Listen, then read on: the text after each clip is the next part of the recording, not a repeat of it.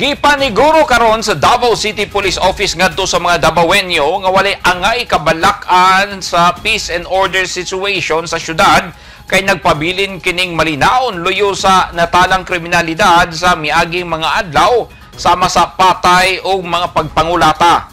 Sumala sa DCPO managlahi ang motibo o rason sa mga insidente sa pagpatay o pagpangulata. Gipaningkamutan sa kapulisan nga masubay og maila mga responsable sa managlahing insidente. Matud ni Police Captain Hazel Caballero Tuazon, ang spokesperson sa DCPO, isolated case ang mga nahitabo. Busa, nanawagan ang kapulisan og kooperasyon sa katawhan sa komunidad aron mamintinar ang kahapsay ug kalinaw sa syudad.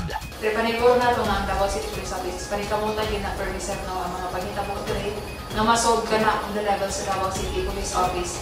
And inubanan po sa Davao sa community kung naa sila yung mga information na kuha sa ilahang nakita, sa mga paghitabo.